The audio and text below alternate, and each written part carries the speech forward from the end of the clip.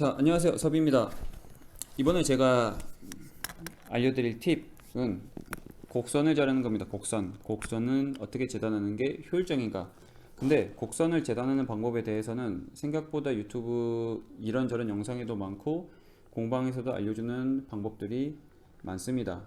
제가 그거를 하나하나 다 비교해가면서 그거를 굳이 보여드릴 필요는 없을 것 같고, 제가 추천하는 도구가 하나 있는데 그 도구에 대해서 설명하기 위해서 이제 우선은 접하고 계셨던 것들을 제가 설명을 해드릴게요. 자, 첫 번째, 저희가 재단할 때 주로 제일 많이 쓰는 도구는 제가 영상에서 알려드렸던 이 커터칼이죠. 커터칼인데, 이 커터칼, 특히나 이 두께가 있는 커터칼 같은 경우는 곡선을 자르는데 그리 유용하지 않습니다. 이 두꺼운 칼 두께 때문에 이렇게 돌아갈 때 그렇게 예쁘게 나오지 않거든요, 생각보다. 그래서 이 커터칼은 제외를 하도록 할게요. 내놓고, 그 다음에 두 번째 라운드 커터입니다. 라운드 커터.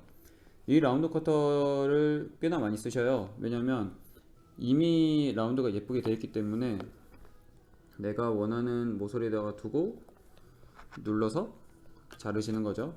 깔끔히. 이렇게 깔끔히 자를 수 있는 방법도 있고 그러기 때문에 많이들 쓰시는데, 단점은 뭐냐면 아시다시피 이 도구에 맞는 사이즈 혹은 이 도구에 맞는 곡률, 라운드만 자를 수 있다는 겁니다. 예를 들어서 이 곡선자에 이런 느낌이나 이런 느낌을 맞춰서 자를 수는 없어요. 딱 정해진 사이즈만 자를 수 있는 거죠. 그래서 이 도구 또한 정해진 한도 내에서만 사용할 수가 있습니다. 그리고 자, 세 번째 도구가 가위죠. 가위도 종종 쓰시는 경우들이 많아요. 가위도 생각보다 유용하기도 하고, 근데 가위의 뭐 장점이야 이제 있지만 장점은 이제 다 아실 거라 생각하고, 단점 같은 경우는 얇은 가죽이나 그런 가죽들은 가위로 자르는 게 오히려 나을 수도 있는데, 두께가 두꺼운 가죽 같은 경우는 자를 때 이 두꺼운 가위 날 두께 때문에 이 가죽 표면이 물러지거나 생각보다 비스듬히 나오는 그런 경우들이 덜어 있습니다. 한마디로 이 단면이 깔끔히 나오지 않는다는 거죠. 그래서 그런 단점도 있고, 예를 들어 이런 느낌의 곡선을 자를 때 이 가위는 이 안에 넣어서 돌리면서 자를 수가 없습니다. 그래서 이 가위의 단점은 이제 이런 점들이죠. 그래서 좀 얇은 가죽이나 이렇게 좀 스무스하게 생긴 곳 같은 경우는 가위를 활용해도 뭐 전혀 지장은 없습니다. 우선은 그 장점만 아시고, 장점과 단점을 아시고 패스. 그리고 자, 구두칼입니다. 제일 많이들 보시는 재단 도구이기도 하고, 그 다음에 곡선을 자르는 것을 보셨을 거예요. 라운드가 작은, 지금 제가 영상으로 이제 같이 보여드릴 건데, 작은 라운드에서 같은 경우는 약간 작두를 쓰듯이 이렇게 여러 번 해서 자르는 경우들이 있습니다. 물론 좀 숙련이 되어야 좀 예쁘게 나올 수 있겠죠. 그리고 두 번째, 이 곡선자의 스무스한 이런 완만한 곡선 같은 경우는 이렇게 쥐고 천천히 이렇게 끌면서 재단을 하실 수가 있어요. 저도 종종 애용을 합니다. 그만큼 그런 이제 어떤 경우에 있어서 용도가 있고 거기에 대한 효과도 좋은 편이에요. 하지만 단점은 제가 커터칼을 소개를 드릴 때 말씀드린 것처럼 잘 갈려 있습니다. 이 칼 날을 매번 갈아서 써야 된다는 단점이 있어요. 이제 제 기준에서는 제일 치명적인 단점이에요, 실은. 그럼에도 불구하고 제가 이거를 쓰는 거는 어떤 경우에는 이것만큼 좋은 도구가 없기 때문에 그렇습니다. 그래서 이 도구를 쓰는 건데, 뭐 어찌됐든 어떤 부분에 있어서 곡선을 자를 때는 이 구두칼을 활용을 해보셔도 좋습니다. 근데 필수는 아니에요.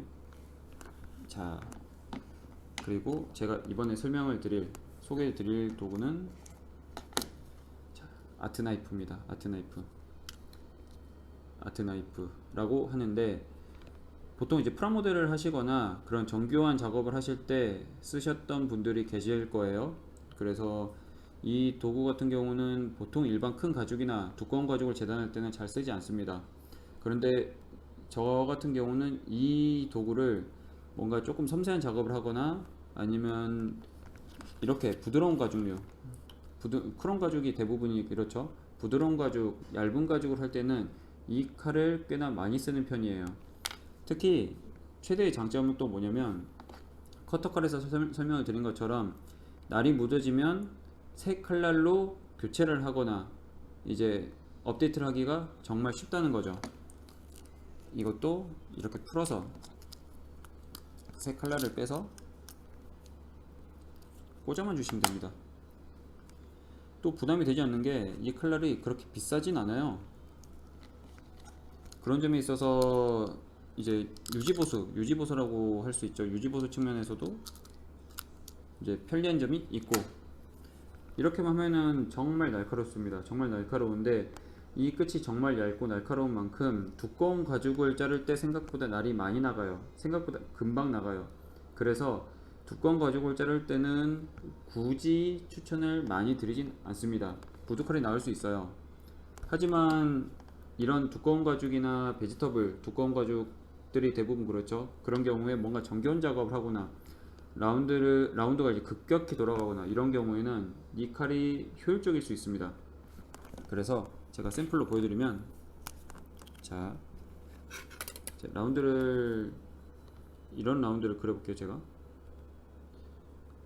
이런 라운드를 과연 어떻게 자를 수 있을까? 이런 라운드 정말 쉽지 않을 것 같은데, 지금 제가 들고는 있지만 어려울 것 같은데, 이런 라운드를 이 구두칼 가지고 자른다고 하면은 정말 힘들 것 같아요. 제 생각에는. 물론 제가 이제 많이 쓰지 않아서 익숙치 않을 수도 있지만 잘 쓰시는 분들은 대단하시겠죠. 자, 이 칼을 써서 이런 이제 작은 라운드죠. 라운드가 작죠. 그리고 급격하게 돌아가는 곡선을 자르실 경우에는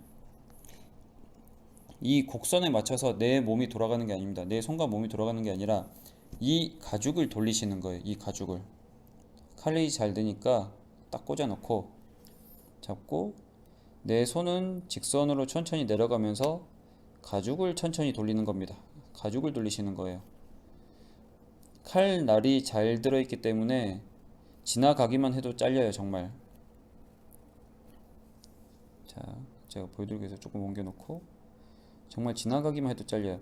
특히 잡으실 때는 이 아트나이프가 수직으로 딱 서 있게끔 하셔야 돼요. 비스듬히 누워버리면 재단한 면이 비스듬히 나오기 때문에, 제가 이 조금씩 자를 수 있는 이유가 이 칼날이 잘 들기 때문입니다. 매우 잘 들기 때문에 이렇게 조금씩 자를 수 있는 거예요.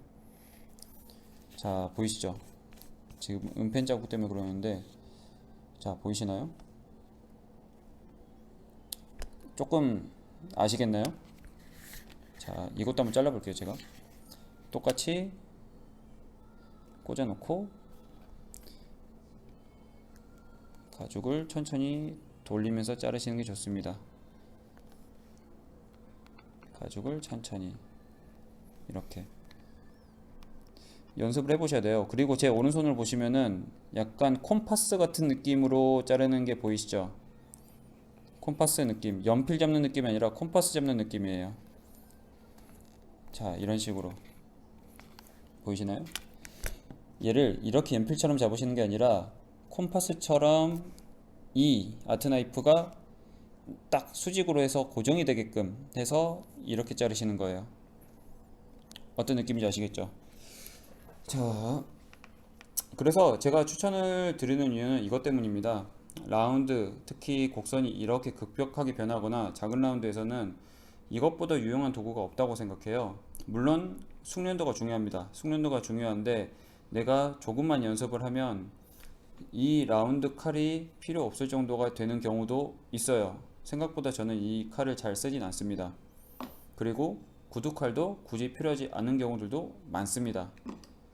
도안만 제대로 돼 있으면 뭐 전혀 상관이 없는 거죠. 실은 그 도안대로 내가 잘라버리면 되니까. 그래서 이 아트나이프를 한번 고민을 한번 해보시고, 곡선을 자를 때 시도를 해보시는 것도 괜찮을 것 같습니다. 자, 다음에는 다른 영상으로 찾아오겠습니다. 감사합니다.